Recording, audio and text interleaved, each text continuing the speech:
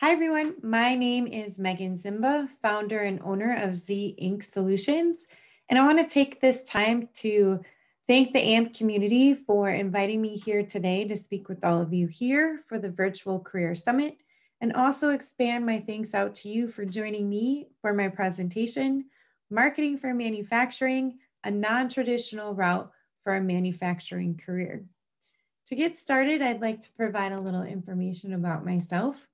I have both a bachelor's and a master's degree in professional and technical writing from the University of Wisconsin in Milwaukee, and I've been writing for manufacturing since 2008, both on the editor side of things and as a marketer side of things. As I mentioned before, I've been writing for manufacturing since 2008, so I consider myself a maven of manufacturing of some sorts. I love telling stories, and I love empowering women and encouraging them to always push themselves to their limits and never give up. I'm definitely a huge writing nerd who has a slight addiction to coffee and CrossFit, and I'm also a mom of three, two boys and one girl. So, why is writing important for manufacturing? Content has played a huge role in a lot of companies' success. Content is key because it does a few things. It generates results, it attracts attention, it builds trusting relationships, it connects with the audience to the brand, and it empowers companies not only to be confident in what their products and services are, but also to share their story and be authentic about it and transparent about it. And it also educates and inspires and yields valuable SEO, which in turn, all of that means it grabs the attention of their audience, reels them in, focuses them, on what value they're providing to the community. And that in turn turns all of these leads into forever customers who remain loyal to the brand and spread the good news about the brand through word of mouth, referrals, and other things like that. And it's everywhere. You can't get away from writing. Even with video, there's some sort of writing going on or content strategy to make that video successful. So it's in social media posts, it's on websites and tech articles, white papers, blogs, videos, case studies, or application stories, ads, whether it's for a Facebook ad is different than a Google ad. A Google ad is different from a LinkedIn ad. They all have their different parameters. So you have to kind of repurpose some of that information to fit whatever platform it's on. It's also in emails, email campaigns. As much as people would like to think that email is dead, in the manufacturing sector, it is still a widely used tool to bring those customers through the marketing funnel. If you don't know what that is, I definitely will leave my contact information after this presentation if you want to reach out to me with any questions. But it gets, the customer interested in what your brand is, what your story is, it reels them in, it starts giving them the feels, and they make a way through the funnel and eventually become loyal customers to the company. It's also great for product descriptions. Some manufacturers don't just produce one product. They produce many different kinds of products that fit into different things in a variety of industries. They need help advertising for those products. But because marketing has changed so much, where it's not so much about pushing a sale onto the customer, but providing value for some of the problems and challenges that they're facing in their everyday lives, you have to figure out what the tone is. You have to figure out what the voice is and what the style is that fits what you're doing and fits your personality, because that's going to help attract your audience. So there's a lot of problem solving, a lot of critical thinking in terms of creating content for manufacturing, because it's not just, the tech articles or the manuals. It's actual stories that you can repurpose to fit the different platforms that it goes on. There are a ton of writing resources out there specific to copywriting and copy editing, and those are the things that I am focusing on right now, just because my main background is in technical writing. I do have some video experience, but most of my experience with video is actually storyboarding what the video is going to look like and play out, and then taking a script and providing, that conversation or discussion between the people with involved in the video. The writing resource that I strongly recommend to all of you who are interested in maybe pursuing marketing or pursuing content creation and manufacturing. So there are a couple here. These are just a minute list of the thousands of resources that are out there. So the Elements of Style by William Strunk Jr. and E.B. White.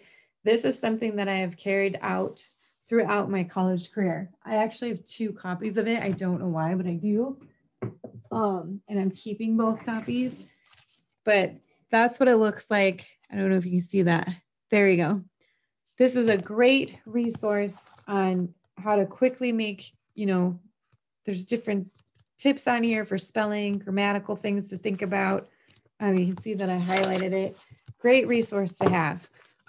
Dictionary, always carry that around with you. I know with smartphones and stuff, there's a ton of apps out there for dictionary.com. So you can always look up like the word of the day. It's really cool. The other book that I highly recommend is Everybody Writes by Anne Hadley.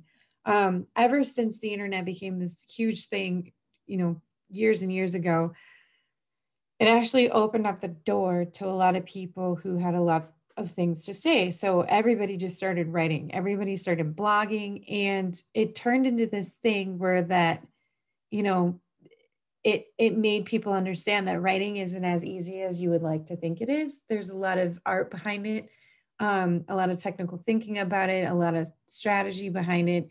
And you really could start seeing the bad writers from the good writers. So Anne Hanley wrote this book, Everybody Writes, and it kind of goes through, how to go from a bad writer to a good writer. So I highly recommend that book.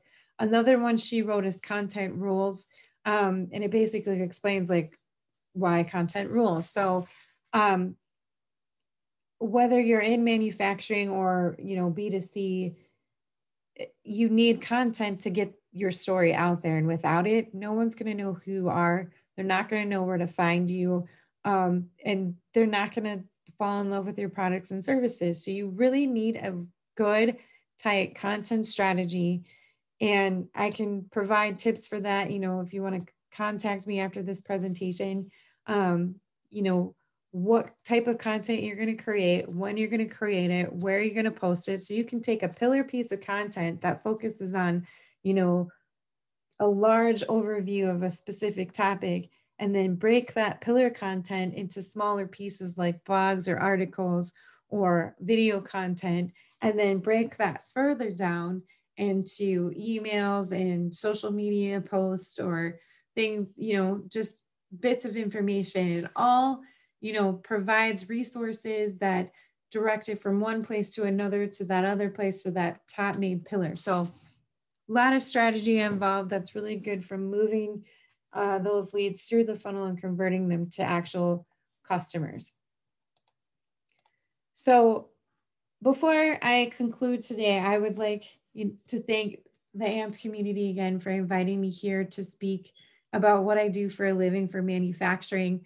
I think there's a lot of misconception that you need to be really good at math or science or the other STEM, options that are available in order to be in manufacturing, or, you need to like to get your hands dirty because it's this dark, dull, dirty, dangerous place. And those are all misconceptions.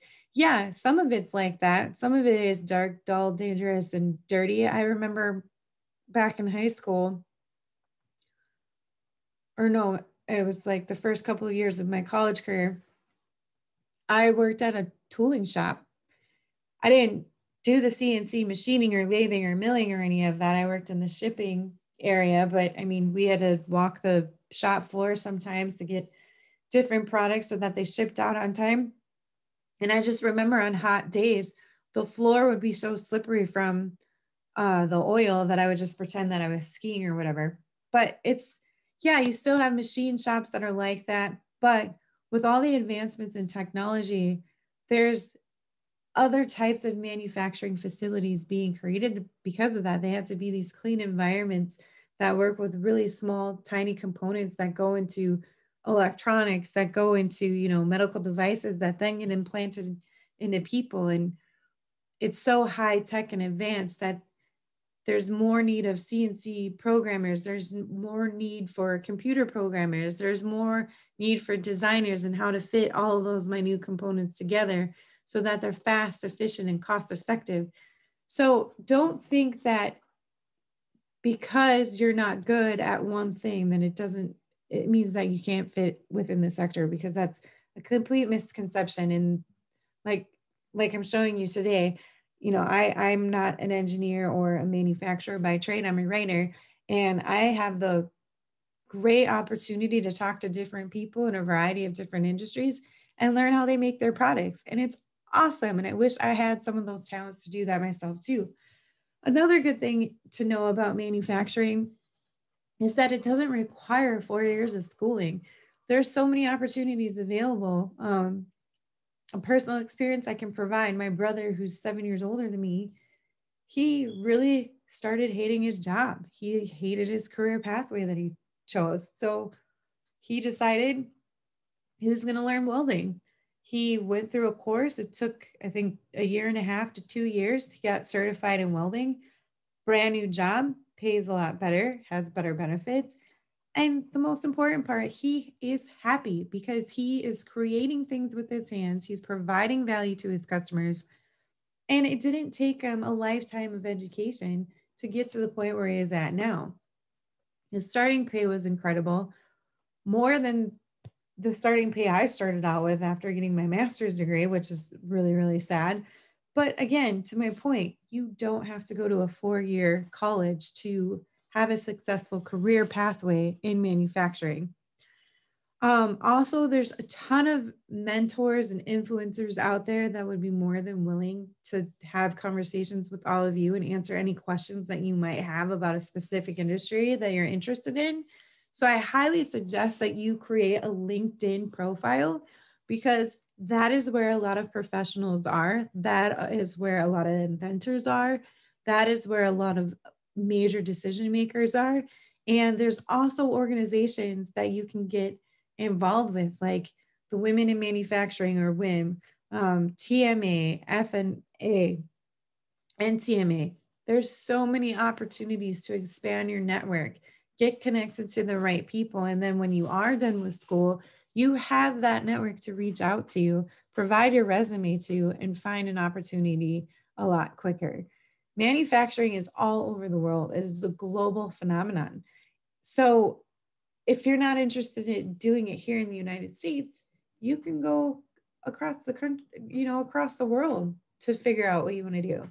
It's just such an amazing sector that has so many rewards to it, and we're just trying our best to recruit younger generations so that we can start closing that skills gap and start, being on the competitive edge with the rest of the world. It's really exciting. I hope you guys definitely check it out.